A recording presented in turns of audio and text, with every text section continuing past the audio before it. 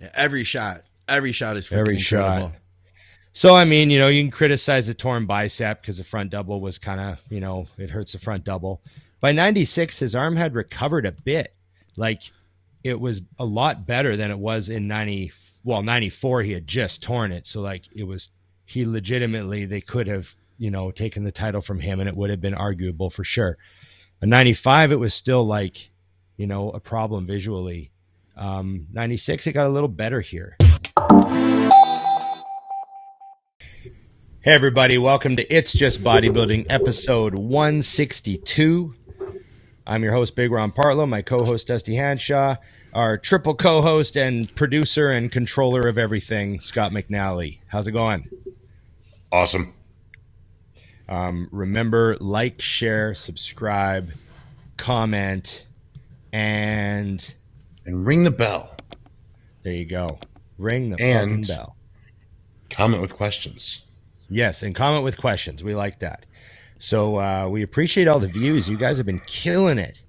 Our views have been going up, and everything's just been getting more and more comments and more engagement, and it's really good for the channel. So I know Scott really appreciates it because he's the one that manages all that and really sees it. It's fun to see it growing. It's fun to see people enjoying the shows too, Yeah, it's great. And people coming up to us at events and gyms and saying they listen to the show and stuff is just hilarious to me. Also, I want to throw something in here real quick that I had to read because I thought it was pretty amazing, and I just got it through to my thing. So, as a lot of you guys know, Mutant has started sponsoring the show, and we talked about it's been this month, so 3 episodes that Mutant is sponsoring the show, and the reason it's not a big push is they didn't ask for ads or anything like that. They just wanted to be the title sponsor of the show. And this is actually from a listener, Paul Thomas, sent this in with his order. Hello, I just made an order with you guys, and I really appreciate that you guys gave me a buy one, get one half off deal. Nice. However, the main reason I decided to order from you guys is because of Ron Partlow and Dusty Hanshaw from It's Just Bodybuilding podcast. Yeah. I was unable to put either of their discount codes in because I had received the other offer from you guys, but I wanted to make sure to give them credit because I want to know I'm supporting them. They're awesome. Looking forward to trying my new pre-workout from you guys. Thank you. So that's cool. Thought that was pretty sick that he sent that. Awesome that actually Mutant sent that to Ron and I. Ron hasn't seen it yet. And nice. Thank you very much, Paul, for the props for supporting the show and for giving Mutant the love for starting to sponsor the show. That's cool. Yeah, it's fantastic. And our codes, Big Ron 20 and Dusty 20, which gives you 21%.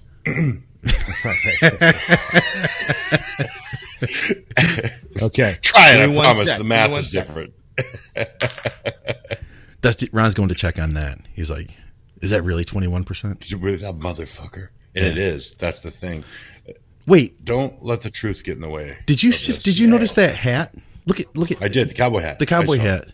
What's that cowboy hat behind you? I want to see the cowboy hat on you, Ron. I do too. It's just because that's my old cowboy hat that I used to bartend in during the rodeo days, and it's just hanging on my rodeo days. Now. Wait. The rodeo days. Well, there'd always be like, like in the summertime, there might be a rodeo in the city or something. So everyone would be wearing cowboy hats that week. Okay. There's Calgary Stampede. Like they have the biggest one in the world. So for 2 weeks they're all wearing cowboy hats, So there's all that sort of thing. And where in the Canada where I'm from is there's always a rodeo in every city at some point of the year. Nice. Okay. I would like for this very first YouTube question for Ron to wear the cowboy hat during the answer. Can we get that? Can we get that? Can we make that happen for this viewer? Okay, we can do that. Yes. All right. I'm so happy right now. Here comes Ron. He's got his cowboy hat. There we go. And there we go. Nice. All right. That works. Good. Yeah, that works. Emily's losing her mind right now, like she's actually in physical pain. This is way too small for my head. Like it doesn't really fit. I had to rip. Well, you weren't taking growth back then, so yeah. No. It's just like I think for Halloween, I was a cowboy for Halloween one year, that sort of shit. But I just always had this dumb hat. I don't even remember where I got it. I think I bought it for a costume, And then it just was always my dumb cowboy hat, and I always just kind of kept it. It was funny. Well, okay, let's go. First question. You got one question. All right. All right. This is from Ryan Mansfield, longtime supporter of the program. It's going to be a 20-minute answer. Part of the Patreon. And he's a really intense trainer too. I've seen his videos over on Instagram. He says, guys, a question for the next show. Which version of Dorian Yates was the best in your opinion? I know so many say 93 Olympia because let's face it, it was pretty much the best physique ever to grace the Olympia stage ever. But my personal favorite is the 96 German Grand Prix. There is a video on YouTube of the prejudging where it's just Dorian hitting the mandatories. And to me, it's the most mind-bending package I have ever seen. Could you review the video on the show and give your opinions? Great show. Been here since It's Just Bodybuilding episode 1. So I pulled this up. And I got to get rid of some other stuff like porn and stuff that you guys can't see on my screen here. All right. There we go. Be careful what you share. Yeah. All right. We're good. We're going to go like this. We're going to go like this. And then I think if I just hit this and then go to full screen, we should be good. How's that look, guys? God damn. Yep. So this is one of the best videos of all time. It's fucking crazy. And you got to admit, that stage lighting looks pretty fucking awesome. And, you know, Dorian's condition is just, you know, he really had it down pat. Yeah, he was so hard there too. Just crazy. Dorian was always like, even, you know, he was just so dry. Yeah. Like, he had it down pat. His body handled water and sodium and carbs very well. You know? What would you say? Hey, what's your favorite shot of his? Front lat spread is the kind of like the standard by which all front lat spreads of, you know, the back double, the back lat, the side try. I think those were his four main shots. Yeah. The glutes, the hams. And we can't really review this. You know what I'm saying? It's crazy. Just amazing. Good God. You know, the back double, you know? Yeah. Like the muscle on the back.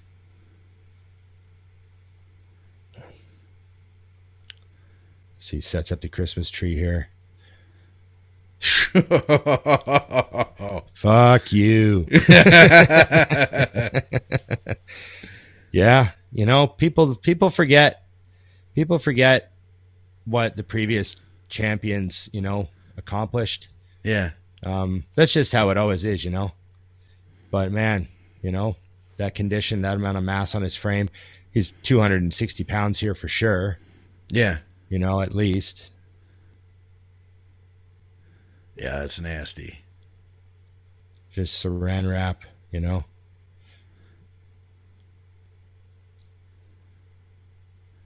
Yeah, every shot is freaking incredible. Shot. So, I mean, you know, you can criticize the torn bicep because the front double was kind of, you know, it hurts the front double.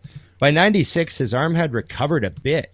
Like, it was a lot better than it was in 94, he had just torn it. So, like, he legitimately, they could have, you know, taken the title from him and it would have been arguable for sure. But 95, it was still like, you know, a problem visually. 96, it got a little better here. Yeah. You know, just training, putting muscle on it and getting it, you know, filling out and stuff. But I'd say my favorite is still 93 because he had no injuries. The front double was like, he literally won the front double in 93. Yeah. Right. As opposed to like how he says being last in the front double and then winning the other poses. Right. Mm. So I'd say my favorite version of Dorian is the one I saw in person 10 days after the 93 Olympia. Because I saw it right there. That front double, I think the thing that I see here, and I know it was 2 years after, there's so much going on, I don't even see his biceps. Yeah, I can see that. Right, that's the thing. I don't see them. There's too much going on. Like I think if you didn't know it was torn, like for example, that physique right there still wins 6 Olympias. Right. In my opinion. You know what I mean? I mean, he's that good.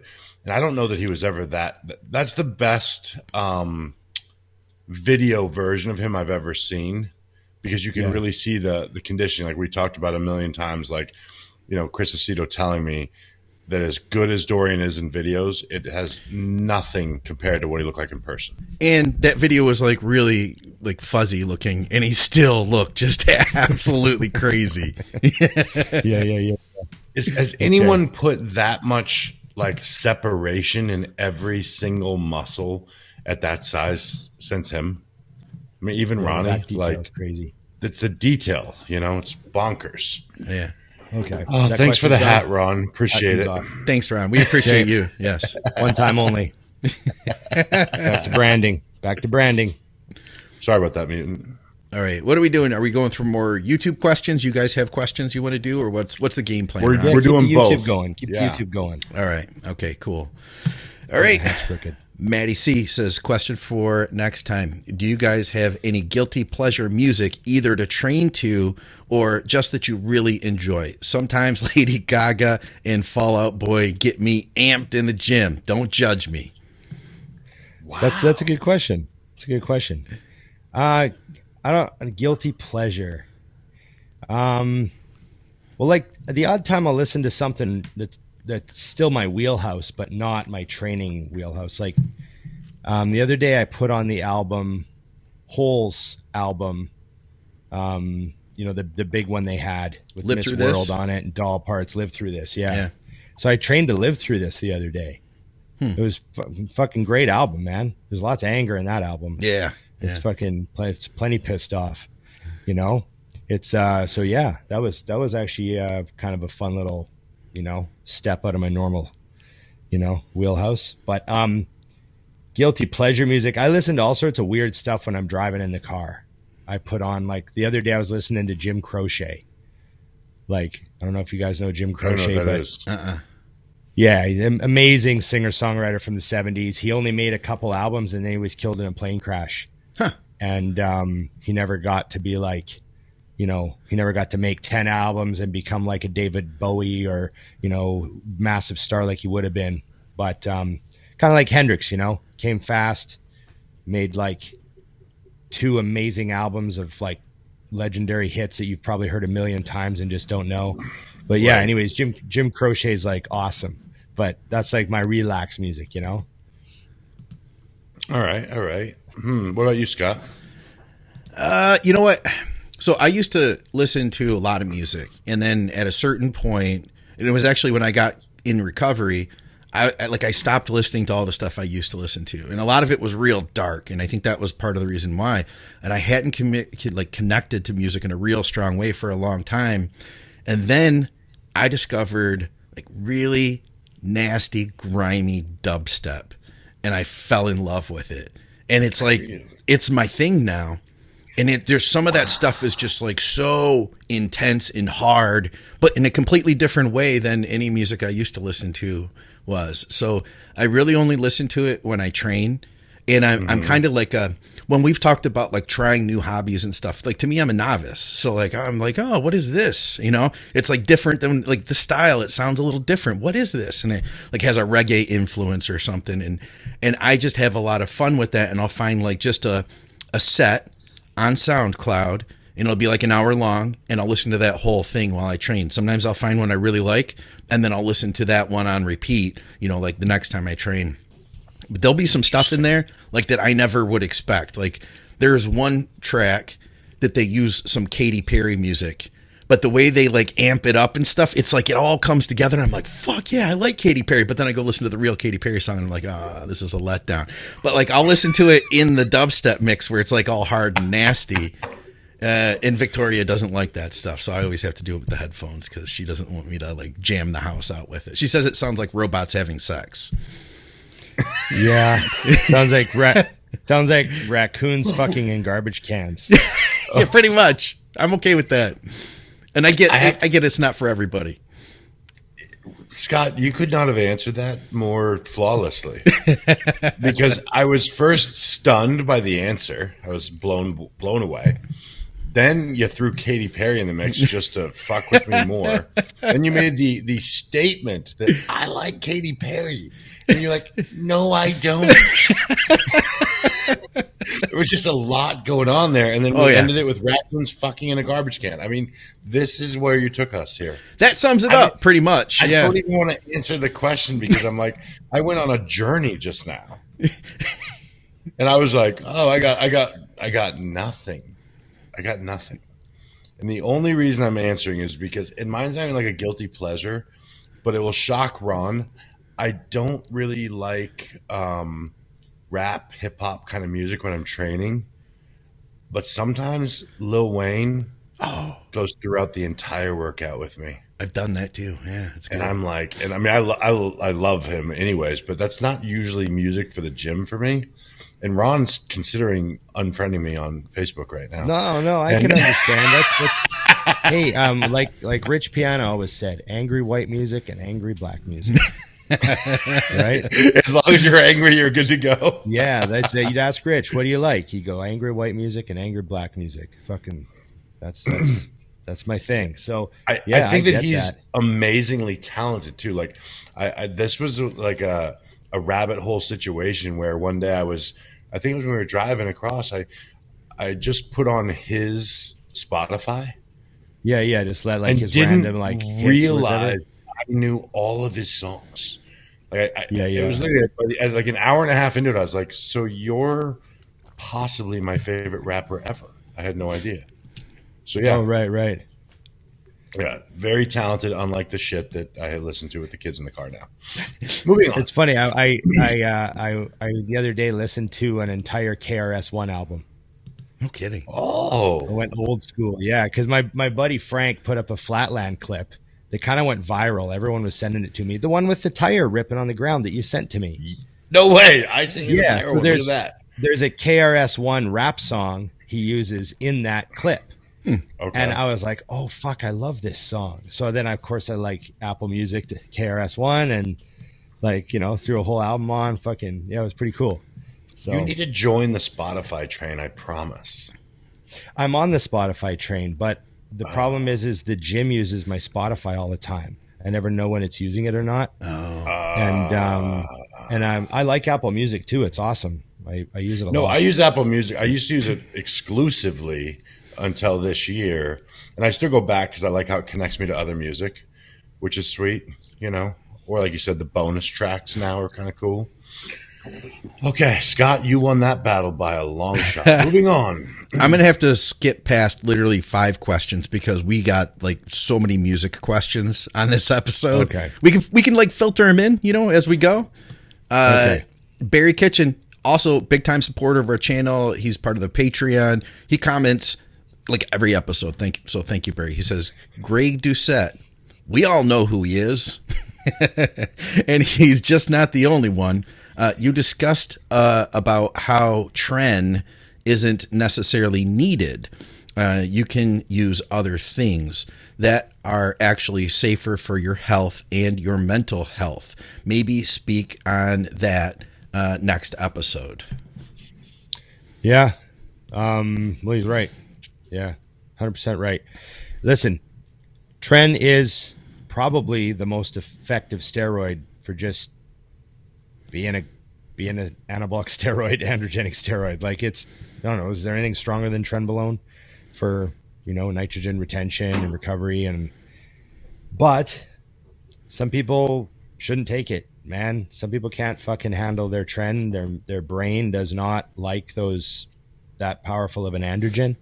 Mm-hmm. And then there's other people, it's not necessarily going to be good for their health. Their blood work I've seen people's blood work get like destroyed with like one contest cycle of tren. It just means some people just can't take certain drugs, right? We know this.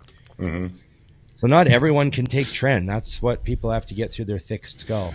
Not everyone should take it. Some people can take tren and it's just like, oh yeah, I threw in a couple 100 mgs of tren and yeah, the prep went really well. Yeah, I felt good, sleeping all right. I don't really know what they're talking about with the sweats thing. Like, Mm-hmm. And then there's other people that are like, oh my God, I can't sleep with this tren. I'm night sweating every night. I feel like shit. My heart's racing. I'm arguing with my wife. I'm like, okay, let's just I don't know. Not. Maybe I'm just not hardcore enough anymore. What it is though is tren doesn't make you a better bodybuilder. No, that's a thing. And also 2 doses, man. Like, get your doses straight. Like, man, I've had guys win shows this year. Like, good clients win shows doing 50 megs of tren every second day the last 6 weeks. Right. Right? So, like, and then I talk to other guys. I'm like, oh, how much tren do you use? I'm like, oh, 600. I'm like, Jesus.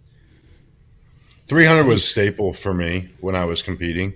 I would take 300 a week, which I thought was pretty heavy because of what it was. 300 a week, Monday, Wednesday, Friday. And fortunately, I have an absurd blood work ability, so that was never an issue. And the worst thing about tren for me was actually just taking it. The actual act and the roll of the dice, and wondering, since I always like to put off taking drugs till nighttime, if I was about to fuck up my whole night for 20 minutes coughing.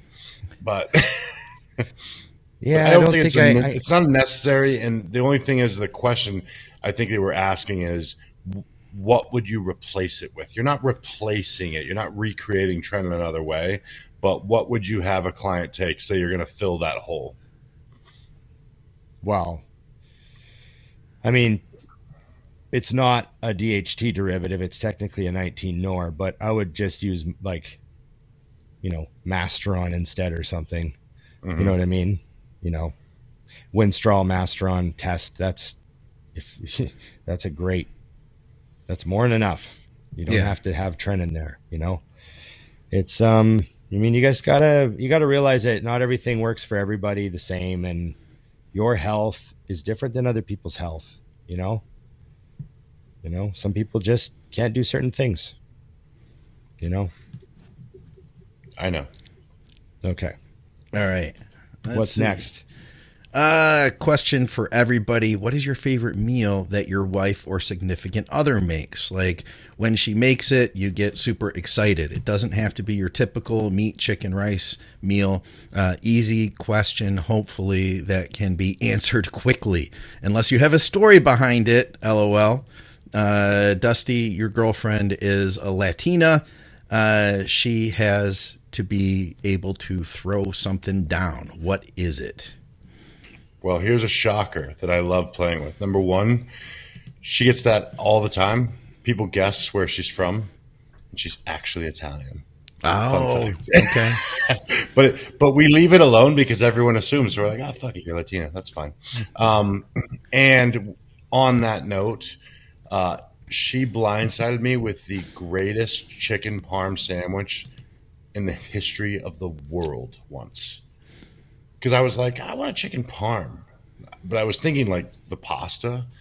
And then she was like, I'm going to make it. Because I wanted to order it from somewhere. I was like, okay. She goes, do you want that or a sandwich? I was like, fuck it. I mean, a sandwich makes everything better. You can do Let's that? do a sandwich. And literally, it was one of those things, like usually if somebody makes you something, turn it up a little. Like, it was good, but you make it a little extra good verbally, I had to turn it down a hair because I didn't want it to appear like I was lying. Right. I was like, what the fuck is this? Yeah. I literally celebrated out loud when the girls didn't want any because I knew that meant that I could eat more later. Yes. So that I'm getting emotional. Oh, tear going. That's funny. Oh, man. No, that's one of the top 5 dishes that anyone has ever made for me. I was like, and of course she doesn't watch the show, so she'll never hear these compliments. It's perfect. Nice. But yes, so that's it. Yeah, I think I'm going to request that this weekend now. Thank you for that question. The coolest thing, Emily's made me like, I can call her if I'm like coming home from the airport and be like, can you cook a meal for me? I'm starving or whatever. And she'll have a meal ready when I get home. And she knows exactly how to cook my food. So she always does a great job. But one time she went to Earl's and she got all the raw ingredients for my favorite meal. So she got like a steak and she got the dough for the pizza and the sauce that they use. And she got all the individual ingredients of my favorite restaurant meal. And she cooked them at home. And it was awesome. Like, she did a fantastic job. Yeah. It It was great. So I had like an Earl's meal, but it was home cooked by her. So you have that to was understand, like, Scott. Like, and not. Oh, go ahead. Go ahead. the story's not done. Oh shit! And she cooked the whole meal in lingerie and heels Oh, it's with an apron on. it's keeper right there. She had to have an apron on for safety. We don't want anything burned. It's valid. There you go. Think splash. Well, I have to say this though, Scott. Not only, which I've experienced this meal without the lingerie, without her making it, just at the restaurant with him before. But she not only made it from at home, but that kept him from going across the street because it's literally across the street from his house. It would take him a solid 7 minutes to get there had he had to walk. That's love. That's what that is. But they never make it in lingerie, thank God. No offense. No. In the comfort of your own home. Your sandwich is ready. Fuck. There you go. Man, that's great. Victoria, when we first started dating, made this shepherd's pie for me. In fact, I bought this like one of those big cast iron like Dutch oven things a decade ago, right? A decade ago, and I was like, it was on sale and it was beautiful. It was really expensive, but it was a really good price. I was like, oh, you know what? I'm going to buy that because I can use that and I'll make meals with it. I never used it once. It was in the cupboard above the refrigerator, the one that you can't really even get to very easily. And it lived there for like a decade. Forget about it. Yeah. So Victoria comes into my life and she's like going through the cupboards and she finds it. And I was like, oh yeah, that's my, blah, blah, my fancy oven thing. And she's like, oh, what have you cooked in it? I was like, well, it's never been used. Like the label's still on it, the cardboard's still inside of it, So she made a shepherd's pie in it. And it was legit the best shepherd's pie I had ever had in my entire life. Unfortunately, she didn't use a recipe, so she can't recreate it. But I said, that's okay. We can continue to try, We can just experiment. You can try every week, honey. Exactly. Every week you can try. What's in the ideal shepherd's pie? I don't even know. That's part of the magic. But it's a it's a grounded meat. Right? She used beef, and then it had is it potatoes, like a mashed potatoes that are on the top and then that's cooked carrots on. Yeah, there's veggies in there and stuff. And then it's cooked on so you can cut it like a slice of pie. And what's nice about it is this thing was huge. So you could just any time of day, the leftovers were even better. You know what I mean? You cut a slice out, throw it in the microwave and boom, there's your carbs, there's your protein. Perfect. Yeah, a little insulin, get in the gym. This would be something we talk to her about when she's on the show if she ever joins us. Yes. We're going to bring it up. Yes. Yeah, that's good. Definitely. We'll get the correct shepherd's pie recipe. Get it down by that point, and then we can give it to our viewers. Yeah, we're not having her on until then. Okay. She has no other knowledge to share with us. All right. Wow. All right. What's next? Good one. Okay. Young King. Question for the next episode. What y'all think of using Anavar in a growing phase? You just covered that. Yeah. Use whatever you want, man. I don't know. Good enough. They all work. Yeah. To some degree. For whatever you want. We'll move on. Yeah. We'll move on. Okay. Question. Oh, fuck yes. Question for the next show is 263 total testosterone, really low for a 47-year-old man. Yes. Yeah. You should get some TRT. Yeah. Transcendcompany.com. Check them out. That's where you need to go. Trust me. They'll take care of you. Dead serious, though. Like, you have no idea how bad you feel right now. That's the problem with when people's hormones change. It doesn't happen overnight. Yeah. Probably in his early 30s, it's sort of ticking down, right? So you don't realize it's happening. But had you went to bed at 29 feeling the way you did then and woke up the next day feeling like you do today, you probably would have went to the hospital because something is wrong. You woke up, you could just walk your flaccid penis to the bathroom to pee. You could do all these things that you could not do when you were 29. So here's the thing. There's guys out there where things happen suddenly. Like I know guys that are like 31 and all of a sudden they feel like garbage and they go and their test level's like 100. Yeah. Yep. And they're like, fuck. So when it falls off a cliff, people notice and they go to the doctor and they ask around. They're like, something's wrong, right? But when it goes down for the rest of them, for the rest of people, their hormones change gradually, like Dusty was saying. And those are the people that don't notice it like that. And they wind up being like in their 50s before they think, oh, is there something I can do to feel better? Whereas the guys that have it like fall off a cliff on them because of some whatever genetic predisposition or whatever the fucking reason is, they're the ones that go to the doctor right away because they notice it so easily. So just keep that in mind. Yeah, you should get that fixed. So you'll be stunned because it's funny, but it's actually not healthy to leave your levels low. So all the same side effects happen to like low test. The cholesterol gets fucked up, fucking blood work goes to shit. Like all the same things happen to you. Yeah. Yep. So very key. I think that's, and the brutal part is a lot of doctors will fight you on it. I'm dealing with that right now with a 35-year-old client. His doctor's like, nope, you're in range. You're fine. I'm like, you're an idiot. He literally, but your muscle mass is declining. You've lost 5% of your muscle mass in the last desire year. to get out of bed and do anything, go to work is down. Yeah. Like every single sign that says you need hormones fixed, he has, and his doctor's like, oh, you're in range. Yes, and they're linking now, directly linking decline in muscle mass to your when you die.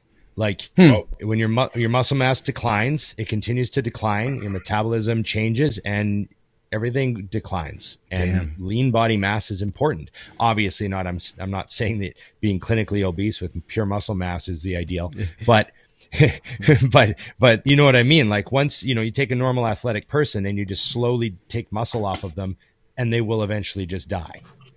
And it's linked to when you die. So you want to keep, that healthy muscle mass that allows your body to, keep firing and keep active and all that stuff. Because the less muscle mass you have, the more inactive you become, and the less you do stuff, and quality of life. It's just super important. So again, transcendcompany.com, Dusty20 at checkout, knock $20 off the bill. We'll get your shit legally, and you don't have to fight with your doctor. Nice. Yeah. Or remember Big Ron? No. You can, if you're going to do that, then you can go take care of Ron on Mutant Nation or IamMutant.com, even though he gets 1% off than I do. All right. Not true. Connie Richards, one of our people, she comments literally. She's the first person every Connie's episode. Awesome. She's a huge supporter. Thank you, Connie. I think we talked a little bit about this, but because it is Connie, I wanted to bring it back up. Absolutely. Would love the trio's thoughts on A, deload weeks, and B, rest days when you feel like one versus scheduled. Just love to train and not competitor. Always looking to grow and gain strength. Hard trainer, not wussy though. And go. Love it. Okay.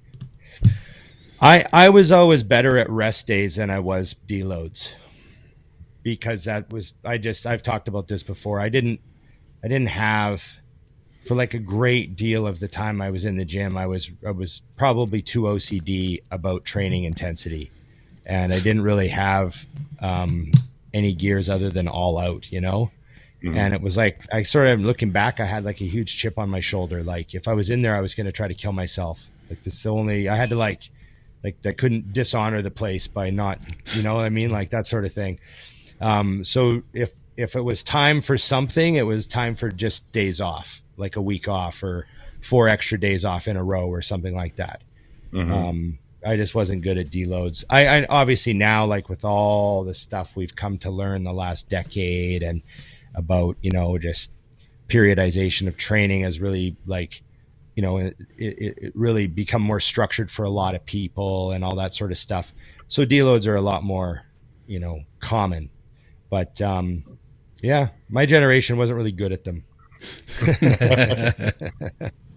I think the unplanned days off, I think are genius, because Connie, you love to train. You already said that.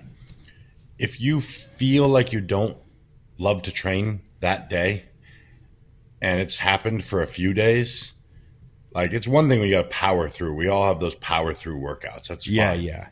But when you have 2 or 3 days in a row, when you're someone who loves to train, then you're right. You take a day off. I just last week, 2 days ago, it was when we were in Vegas, had a client, couple complaints. I was like, take 4 days off. Just don't train. Yeah. You'll be fine after that. Like, he doesn't need a deload. I already know that. He just needs a minute. Where'd the 4 come from? Pulled it directly out of my ass. No idea why that was 4. Just to take 4 days off and we'll go. Actually, I think it probably put him through the end of the week. That's probably why I went with 4. See, that's funny. You know, to Dusty, he pulled the 4 out of his ass, but I see it differently. He did a calculation. He already did the calculation on how many days would it take for me to get pissed off and want to train again, and then factor in this person's current exhaustion level and their goals. Run it through a filter of I'm super fucked up. This is a probably less fucked up individual I'm dealing with. And the number 4 came out. And it's a great number. It probably was a great number. You know, it's one day, it's like 2 days. It's like, okay, I had 2 days off. Third day, you really want to train. Yeah. Fourth day, I don't care who you are. If you're a serious bodybuilder, day 4 is tough. Yeah. You're like, fuck, you know, and you're chomping at the bit. So Dusty was playing psychological games with that client, but he knew exactly what he was doing. I appreciate you pumping me up like that, and I'll pretend that I agree. You know what's funny? See, but about you made that, the calculation and didn't even know it, right? Well, I'm so smart. I had the same thing in reverse with Aceto. We had done a brutal year of I mean, we worked together the whole year. It was just awesome year of bodybuilding. So I decided after the second show of the year, I was like, I'm going to take a couple weeks completely off, because when I had gotten my hernia done, I was out for a pretty decent amount of time, and after that, I had the best results of my life, best gains. So I was like, all right, I'm going to force one of those periods off, because then when I come back, the gains will be awesome because I've learned this. So that's what I'm going to do. And so I told Chris, and he's like, great idea, that's fine.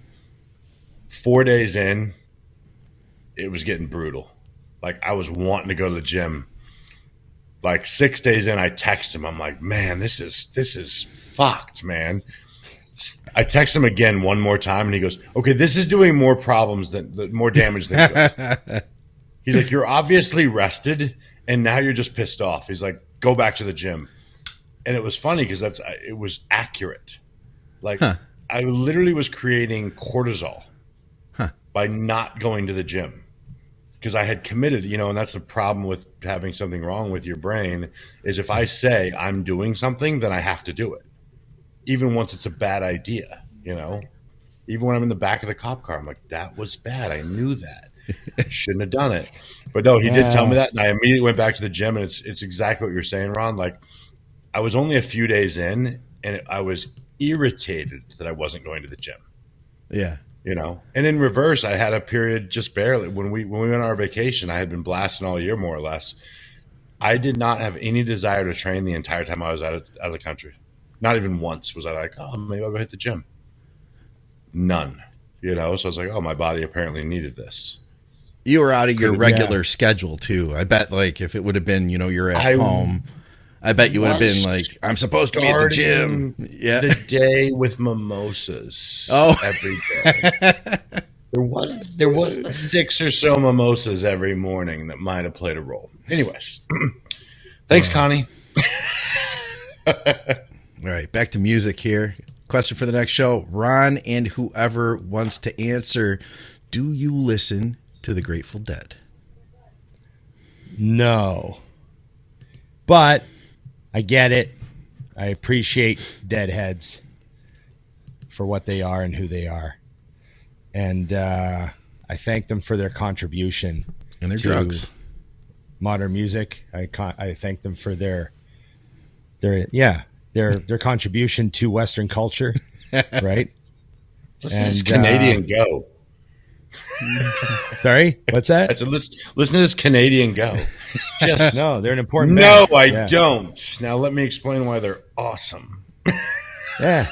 No, but they're one of those bands. They got some songs I really like. Like, they've had some cool tunes over the years, they're not a huge like hit band. Like, No. you know, they're jam band, right? A lot of their songs are real like psychedelic, wacky sort of, you know, they're not a lot of their stuff made the radio. But some of it did, you know, and we all know their songs. We just don't realize they're Grateful Dead songs. I guarantee it, you know? So I could tell. yeah, I got a friend stories that goes and watches them every year at like the Gorge in Washington. Oh yeah. And it's like they got to hike in and everyone's super tripping on acid and it's just crazy in there. And the Grateful Dead play for like 4 hours and yeah, just, you know, crazy trips. Yeah, I knew people who followed them, and then after that, they went to Fish, that band, Fish. Yeah. Yep. And they followed Fish after that. Like, I knew a girl who literally would buy like a couple packs of hot dogs and had a little grill, and then she'd sell the hot dogs in the parking lot, and that would help her to pay for gas to get to the next show. And that's like literally what she did, her and her boyfriend. Yep. Yeah, that's another band that Fish and Grateful Dead are both in that same little subgenre. Like ultra hippie cult bands, you know? Yeah. Yeah. All right, another music question. Which band should have been on MTV Unplugged? So that's a good question because it depends on what you mean. Like, when did they end that? When was the last MTV Unplugged? I'll look Does it it up. have to be during that era? No, because I want better answers. Right? You know what I mean? Yeah, when was the last MTV Unplugged? 2000 to wait, no, that doesn't sound right. The show aired regularly from 1989 to 1999 and less frequently from 2000 to 2009. So it was out for a long time. Oh, okay. It was much longer than I thought. There's only a couple of that really stand out. There was a bunch of them that were good, but it's hard to remember them all. You know what I mean? Like, I remember, for instance, I think Sheryl Crow did one, and it was actually really great because I loved Sheryl Crow. That's a guilty pleasure artist for me. Oh yeah, I was a huge Sheryl Crow fan. I went and saw her in concert and everything. So she's fantastic. But I don't know, artists that should have done one and didn't. And that's tough. You know, did Metallica do one? That'd be interesting. I'm doing a little research here, just so you know. I'm not sure if Metallica ever did an Unplugged. So I did the top 15 Unplugs ever, just to get a feel for who was on it. Because like you said, I don't remember many of them. Nirvana, Alice in Chains, I remember those. Yeah, 1998, Metallica did one. Okay. 15, Rod Stewart. 14, Kiss. 13, Oasis. 12 was Paul McCartney. Lauryn Hill in 2011. Neil Young in 93. Alicia Keys in 05. Ooh, Hole in 1995, the year after Kurt's alleged suicide. I'm going with alleged now. Yes. That was a conversation that we had in Vegas this weekend. Really? Okay. Mariah Carey in 1992. I loved her when I was younger, just for the record. Yeah. Forward. LL Cool J, A Tribe Called Quest in 1991. Huh. Why? Eric Clapton in 92. Alice in Chains, I do remember that one. In 96. That's one of the best ones. Yeah. Yep. Jay-Z in 2001. Do I want to hear Jay-Z do an Unplugged? Well, I don't really get hip hop on MTV Unplugged. They're just, yeah, that's not what it, I don't know. That's what I was thinking. They got Every one of guitar them. players Like, and stuff. now here we Are go. they Pearl rapping to Jam. acoustics? Pearl Jam and Oh, cliffhanger. Oh, well, at least we know he left on Pearl Jam. We know where he is. If I think he said Pearl Jam was 2, we know what number 1 Hold is. the phone. We know what number 1 is. It's All right. Nirvana. I wanted to pause before the number one, so Make it dramatic. I was like, the answer we already knew, which was Nirvana. And what's actually the on all the questions or all the scrolling, where am I going here? The picture they used for all of them is just Nirvana. It's just Nirvana.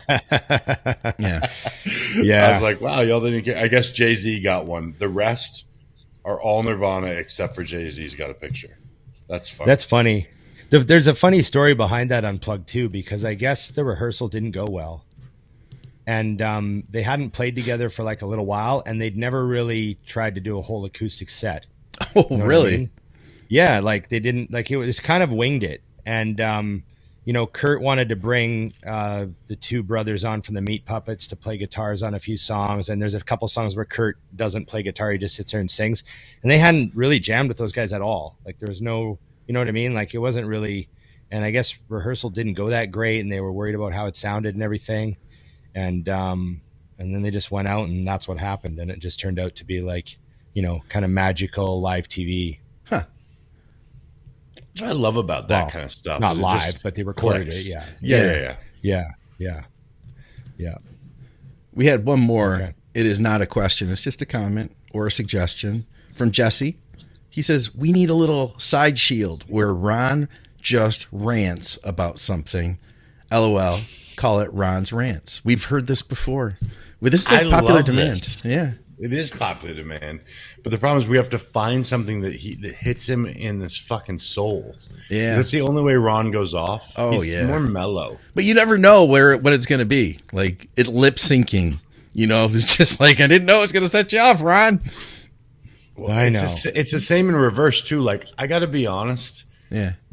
It does not upset me that Ron wants to eat his pizza with a fork and knife. I don't give a No, shit. no. People wanted to have him incarcerated. Really? I know. Really? And the thing is, they don't realize how flexible I am.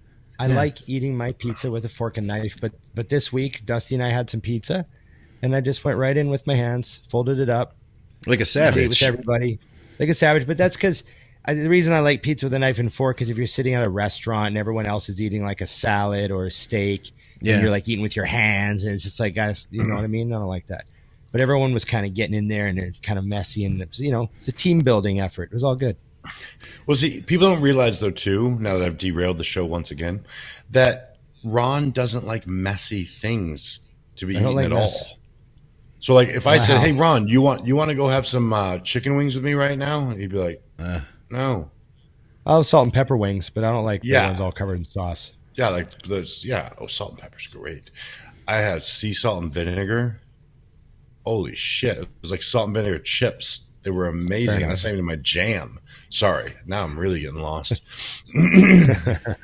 All right. We're back. Do you have any more, We got Scott? Or another do one. I got to go into That was mine? it. That was it. I'm tapped out. Fucking, Tapped out. that was a lot. Okay. That was I two know Dusty's episodes got a worth. few. Yes, I'm pulling them up as we speak. Actually, I think this is there's one. Some of these are directed directly to me, but I thought this was a good one. So I'm asking all of us: do you and your significant other and/or wife, yes, that is you, Scott, do you share finances? And what are your thoughts on this? And I like this question because I do not. I do not let anyone touch my money. So what we do is everything gets split. She makes plenty of money. So we just split everything. But the reason I don't like that is because I don't want you to buy me an absurd birthday present with my money. I don't want that. And vice versa. Like if I surprise you, it's like, I've always thought it's so funny when someone's like, I bought you a new car. I'm like, no, you bought the family a fucking expensive payment every month. You didn't do shit. It's $1,100 a month because you're a dick. Now, if you want to buy me a car, go buy me a car. Perfect. Rock on. You know? There you go. Because we do. So our finances, the way it's shared is, but there are things that go into investments and things like that where it's like, all right, don't forget you owe your $400 for this and this and this. But beyond that, I don't give a shit what you do with your money. And vice versa. So I've just never liked that. It's good. And I don't think, me personally, there's nothing wrong with, it doesn't have to be an even split. Like if you make $40,000 a year and I make $300,000 a year, I'm not like, all right, mortgage is $8,000, so give me your $4,000. Like, you know, it's not going to work. But Yeah. I just find that a lot of people, my experience is that money causes problems for people. So I just take it out of the equation. What about you guys? Right. Well, yeah, I mean, we just sort of keep everything so simple. Like we just never bothered mixing anything, you know, just go about our business. You know, we both do well. we're both aware of how we're doing, and we talk about it, and like we're really, communicative and all that stuff. But yeah, we just sort of like, just, I don't, she's responsible. Like she doesn't do dumb shit, so I don't have to worry. We talk about what we're doing all the time. Like, oh yeah, I'm thinking of doing this. I'm going to buy this. I'm going to get this. We're like, oh yeah, okay. Like it's never something that's a problem. So yeah, like totally Ron get does it. Like tend to pick up tabs randomly, though. You must know this. Ron's not afraid to pick up a $300 or $400 or $800 tab at dinner just because he has a moment. So that would be something that some couples might have a problem with. I'm terrible, but I make up for it in another way. I'm really terrible at buying gifts for people. I feel like I'm a bad shopper. So I like, I like to pick up the tab once in a while. There you go. Makes sense. How about you, Scott? Well, since we got married and since she's from another country. Yeah, that's another dimension. Yeah. We got a bank account together because that gives her legitimacy here in the US that we needed. Yes. So that was our main driver for that. Otherwise, I have everything I had since before the relationship, as does she. And we have that pretty much separated at this point, but I foresee things joining more as we go, like as it becomes necessary, Right. Yep. Yeah. Cool. Yep. All right. Definitely. Sorry, I'm the one with the questions. I'm not looking for my next question. Awkward. Blah, blah, blah. No.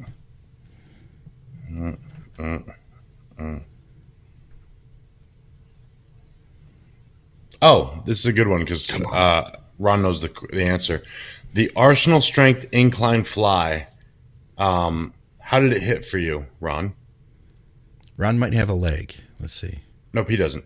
No, fine. Okay, I'm good. It's me. I'm seeing the leg on Ron. Oh, okay.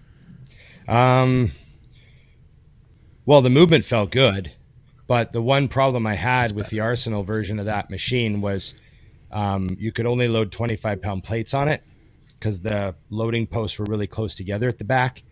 So you could only load 25-pound plates, and you had to I didn't fill it, but I came close to filling it.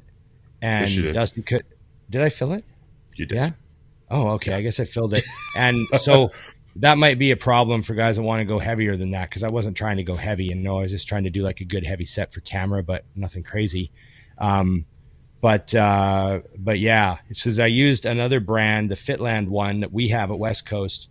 The loading posts are farther apart, so you can put 35s or even 45s on.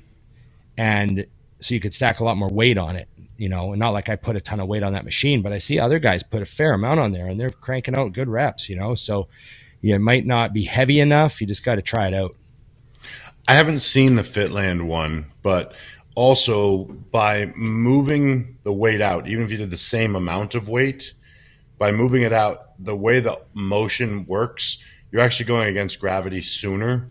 So the same 5 quarters would be heavier on your muscle on that one. So, because that was my issue with the Arsenal too, was we were 3 exercises deep when we got to it, and I was repping out, like it wasn't a pause, and I'm not strong in those movements, so that's how I know it's a problem. And I started noticing that the average gym goer in there, in good shape but not like a bodybuilder, had 3 quarters aside. It only held 5.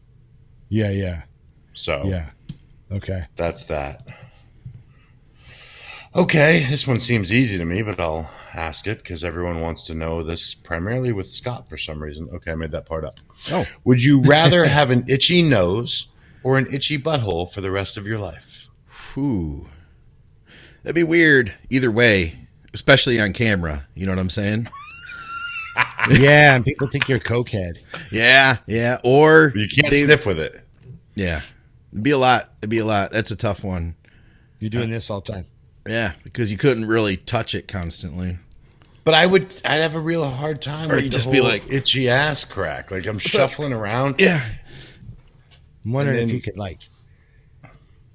could put some numbing cream on your butthole every day. Or your nose. It's called cocaine. Yeah. It's expensive numbing cream. Or Scott. cocaine on your asshole. Yeah. You just put some cocaine on your asshole. I've heard that works Make also. Anyways. Yeah. A little cocaine paste, put it up there. All right. So what we've got out of this is we have drug problems. Okay. Or we would if I had issues. we asshole, I would do a lot of cocaine. Yeah. That's awesome. Oh, okay. Here we go. This is good for you guys because I don't give a shit. If my last meal of the day is an hour before bed, how does that affect the timing of my GH shot? And now Ron knows why I don't give a shit. Oh, my head just hurts. Yeah. I don't know. I tried it all with timing GH, and I never really noticed a difference. I just noticed if I was on GH or not. Yeah. That's to be honest.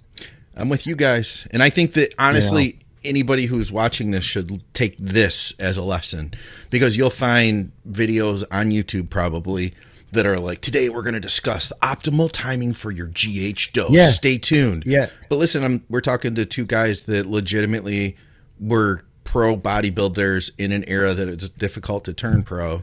The guys that have developed literally 300-pound physiques, and this is their answer. That's my contribution to this conversation. Yeah, no, that's true, I guess. One thing though is like, you know, the timing and the management of all that stuff. You know, it's just it's not worth your stress. You know, what matters more is your GH good? That's what matters. Mm-hmm. Make sure your GH is good, you know? But yeah, there's a lot of stuff like that. You know, you like throughout the day, your insulin levels are going up and down because you're managing, you know, protein turning it, you know, aminos turning into glucose, and, you know, food coming in and out of your system, and your blood sugar and insulin levels are doing this all day long within that normal range, you know? Mm-hmm. And you just, to try to time things perfectly all the time, as far as that, like when the GH hits the bloodstream, and I don't know, it's very difficult. And there probably is an optimal time, but does that mean that it's like, let's say there's the optimal time to take your GH, and then there's like, you know, does that mean that it's 10% better than other times, or is it 0.001% better than other times? Right? It might technically be better, but is the better even scalable to what happens in your physique? Well, that's the big question. So John Jewett is a wealth of knowledge, and what's he have to say? He goes deep on these things. And so one day he put up that growth hormone, the best time to take it was all of it before bed. Okay. So I literally, when people would ask, I'd say, well, John said that you take it before bed. I did that a lot. That was but I always credited him. I was like, John had said there was a study. I didn't even read it. I don't give a fuck. This is when you take it. And so one day he messaged me and he said, well, technically that's only if you're up to 6 IUs or less, and then it alters. And I, A, appreciated him shooting that over, but B, I responded, 1 second, my dog's going to go crazy. Will you open that so they can come out? I said, but B, I still am not changing my answer because I don't care. Because the people who are asking that, they're focused on that, obsessing with it. And like you said, Ron, I guarantee you, if I had used my growth at the optimal time, whatever that is, split it the way I was supposed to, my physique would not have been visually better by the end of my career. So my answer and the answer that Jose gave, because I asked him at one point just because I thought I knew the answer. I was like, when do you suggest clients use their growth hormone? He said, when they won't forget. Yeah. Right. I think those things are important, you know. One of the things I think people get confused about is they're afraid that if they take it when their insulin is high, that it's not going to work. You know, because the thing is that with like the growth hormone secreting peptides, you do want to be in a low insulin state when you use that stuff. But if you're using exogenous growth hormone, that is a drug. That is its own thing. It doesn't have to convert into anything. When you put that into your body, it is in your body, period. I would say the only thing to consider would be if you were specifically trying to use it for fat loss, that you are going to get a better effect on an empty stomach. Like say if you're to take it AM fasted before cardio, maybe you're going to get that fat burning effect. That fat burning effect would be blunted with insulin. But in the big picture, is it really going to make a difference? I don't think so. Yeah, Right. it's hard to say, you know. I don't think it will. I really don't think it would, you know. Another supplement question. What makes pro hormones bad compared to regular steroids? And he's talking about the fact they're looked at that way by people like me. Go ahead. Well, I mean, from what I've seen, they're actually like worse on your liver mostly. I mean, they're all oral. So, as far as I've seen, some of the blood work on SARMs is actually like not worth. It's like the risk reward benefit. You know, like how effective are they versus what's your blood work look like while you're using them? And you know, as far as I know, they're not the best in those situations. I've just never seen anybody do anything on SARMs that was really, you know, like anywhere near what we're seeing with testosterone. You know, the proof is in the pudding. I don't know. An extension to that I'll add is, so anyone I've ever known who has never used pro hormones or anything like that, when they do their first cycle of low dose whatever, it's a 10 to 20 pound holy shit, what just happened. I've had clients that are like, I've never done any drugs, I've never done this and that, and then they'll go on a cycle and it's as if they've been on gear for years.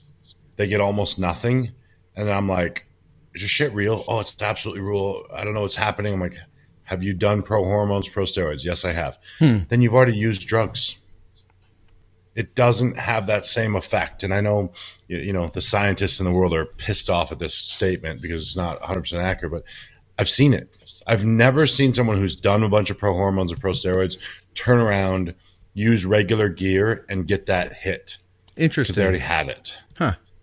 You know? So I just think what you're doing is you're taking a lesser product with equal or more side effects. Why? Right. Yeah, that's kind of the gist of it. Generally, seems to be. So okay, perfect. I got time for one more, and then I gotta go pick up Jamie the Giant and take him to the gym. Oh, nice. He's here in town right now. Hell yeah. Yeah. By the way, I guess I say hell yeah on the show frequently, and we have people that comment about how I say hell yeah. Some people like it, some people probably don't, but okay, I'm okay with it. Thank you. I'm hell yeah to it, to be honest with you. You know, now I've realized that you just said it again, that you do say that. I say it when I'm like really, you know, supportive of something, like Jamie the Giant's in town. Hell yeah, you know? That's exciting stuff. It is. This is a quick one, an easy one. Is it hard for you to transition into different workout phases, bulk, recomp, etc.? Or was it when you were doing this? No, I just drop the hammer all the time. I was the type of guy that was real excited for the change. Like Monday morning, I start my diet and it's like fucking boom and very like aggressive and, you know, right into it, you know? Yep. Yeah. That's Well, how I always was. You always said too that like you were happy to not have to eat as much, right? Yeah. I was relieved. Except the first couple of weeks of dieting were always rough because I'd cut back on my shakes and stuff. I'd try to get more solid food in and get the veggies going and get like, you know, because I came from that school that always believed like, you know, when you eat veggies with all your meals, it like, you know, really gets things going and, you know, you get your intake up there and yeah, you know what I mean? So. What about you, Scott? You know, it depended on the year, I guess. But I mean, I'm with Ron in that like I'm excited for that change, you know. I'm excited for that transition. So I'm all about it. If I had to start, if I wasn't focused like really strong on the diet and then I had to really clean it up, it might take me a little while. Like there was a year that I remember I wasn't eating quite enough and then I wanted to start dieting and I was like, you know, I'm going to need to add another meal in. And I really didn't want to add that meal in at first. And it was like, you know, 2 weeks I kind of went into it. But yeah, for the most part, I'd say I'm with Ron on that one. Yeah. How about you, Dustin? It's just a matter of, for me, it was just, this was the process. Yeah. So it was never, and actually I had a conversation with Ron about something separate over the weekend, but he drove home a point that was great, which was once you have decided on a goal, the work required to reach that goal, you have no choice. There's no, there's nothing you can do with it. You just go. So if I wanted to be a really good bodybuilder, then if it was time to diet, it was time to diet. Fuck off. And if it was time to grow, then you just eat and you do what you have to do. It's not optional. I'm not somebody who ever was like, oh, I'm looking forward to going to do cardio this morning. I never liked it. You just do it. I hate eating food in large amounts. I've hated it my entire career. It's not optional. You want to get big or not, shut up, eat the food. So, Yeah. Ron put that into effect with everything, and it literally made me realize it. And Ron, get the wording right for me because it hit good, but it was one of those things where I really thought, I was like, that's so true. Once you choose any goal, go. Yeah, it was just Dusty asked me a question about that, and I think I started talking about how my dad was a farmer. Yep. And so they're watching the weather, right? They're watching the forecast. They're trying to find the perfect time to seed. They got to seed the crops at the right time. You got to make sure it's done freezing. You want it to be like wintertime to be over with. You put the crop in the ground, and you have to get it in the ground as fast as possible because, everything's a race to the end of the season to get it off again, and then when it's time to take the crop off, you have 2,000 acres to harvest, and the forecast says that it's going to start snowing in 4 weeks. So, you got to get that crop off in 4 weeks. Like you don't, if it requires you to work 20 hours a day, you don't have a choice. Like there is no choice. The work is already dictated to you. Like you have to get it off before it snows. There's no, if you have to hire other farmers that are done their crops to come in with their machines and pay them $1,000 a day to help out, then that's what you do. You don't even do the math. You just automatically just do it. You just no matter what. And you barely sleep and you do 20-hour shifts and you know what I mean? You just get it off and you don't have a choice. And that's how I always felt about prep. Like there, oh, I'm in prep now. Like my whole life is changed. Like it's fine. I can handle it and I'll manage it, but it's all running through this filter now, Mm-hmm. Yeah. I just like that because it was a conversation that had nothing to do with bodybuilding, but it literally applies to everything you can possibly think of. Once you choose the goal, the work is already dictated. What has to be done has to be done. And so when you take that mentality, you don't have to think about it. There's no thought of, do I want to do cardio this morning? Do I want to eat this extra 1,500 calories right now because it's off season? Doesn't matter if you want to. You already decided what the goal was, and you said you wanted to put on 10 pounds of tissue before next year's show. You've got 9 months before prep starts. Go. So simple. So I think if you look at things like that, that question about transitions being rough disappears because it's not a choice. You can't waste. That's why I've always hated some of the ways that people fall off of shows. They waste 4 months of off season coming off the perfect way into the off season. Yeah. I love the old school. I mean, Chad Nichols, I know, used to tell guys, you need to get your weight up as soon as possible. Go. Yeah, that's what he told me. Get your weight up as soon as possible. Get big. So, okay. All right. Well, thanks everybody. Remember, Mutant supports the show. You can go on iammutant.com or iammutant.ca and use Big Ron 20 or Dusty 20. Thanks, guys. Like, share, subscribe, comment, and ring the bell. And leave questions for the next episode. And leave YouTube questions because we love them and we give them priority. And I appreciate the company, gentlemen. I got to go pick up Jamie the Giant and go film a workout. Hell yeah. Hell yeah.